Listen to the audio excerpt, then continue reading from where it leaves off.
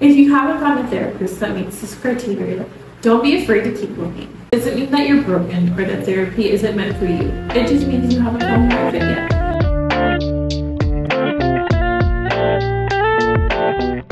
Hi guys, welcome to Living with Macy. I'm Macy, a mental health counselor in the state of Florida, and today we will be talking about 6 signs you found the right therapist. Finding a therapist isn't easy. You have to do research, you have to hear recommendations, you have to see if they take your insurance or if you can afford them. It's also important to keep in mind that just because someone's a good therapist for your friend doesn't mean they'll be the right therapist for you. And sometimes you do all of that just for the therapist not to be the right fit. But here are 6 signs that you found the right one. Number 1, you feel safe sharing with them. A safe therapist is someone that you don't feel judged by when you're sharing what's happening.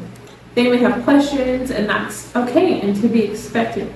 But you don't want to feel like there's any animosity or shame or disgust coming from the therapist when you are sharing your story. Number 2, you feel like you connect with them.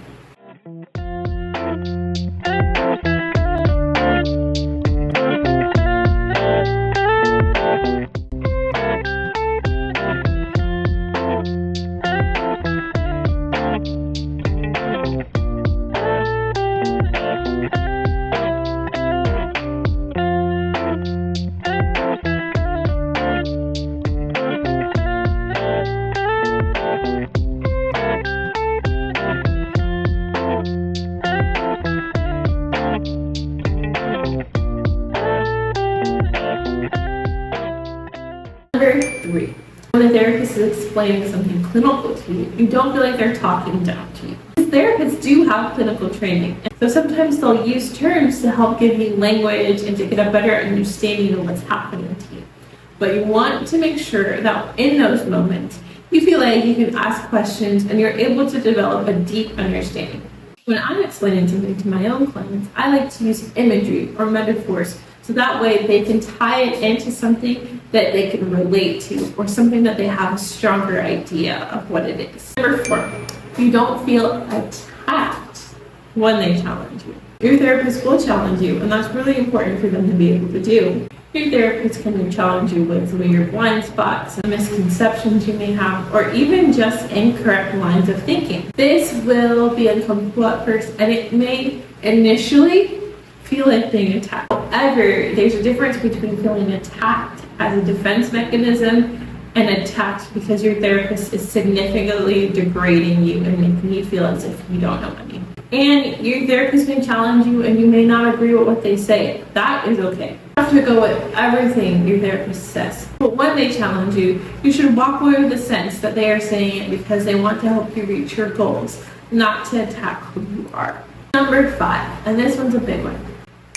You should feel as though you are able to let your therapist know when they upset you. If your therapist gets overly defensive or tries to play the I know best card, that is a red flag.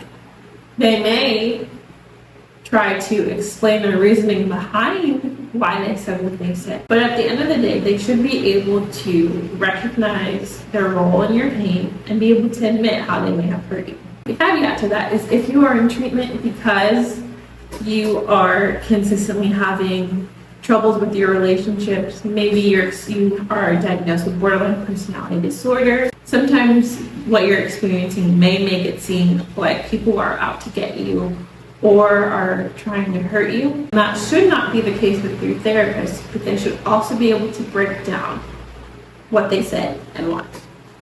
And the last sign to keep in mind that you found the right therapist is that they're able to work with what you're coming in for. It's not possible for a therapist to specialize in everything. In school, we get some general knowledge of different disorders and how to treat them. But it's our time after school where we get to hone in our skills and figure out what we really want to dive deep in. So if you know you're coming in with something very specific, a specific type of trauma, a specific mental health diagnosis, it's important to let your therapist know that when you're in your consultation and see if that's something that they're able to work with. If that therapist isn't specialized in that particular area, they should either 1, be willing to do research, extra training, or supervision in that area, or 2, refer you out to someone who is more knowledgeable in that area. The option they choose is up to them, but they should be upfront in letting you know. If you haven't found a therapist that meets this criteria, don't be afraid to keep looking. It doesn't mean that you're broken or that therapy isn't meant for you. It just means you haven't found the right fit yet.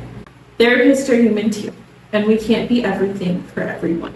But these are definitely some things to keep in mind as you are on your healing. If you were able to relate to anything, or if you have some additional signs that you've noticed while looking for a therapist, drop them in the comments and I'd love to hear them. If you are a Florida resident, I am accepting new clients, so feel free to head to my website to schedule a consultation with me to see if you would be a good fit. If you would like to see more videos about mental health and other aspects of your healing journey, feel free to subscribe to my channel.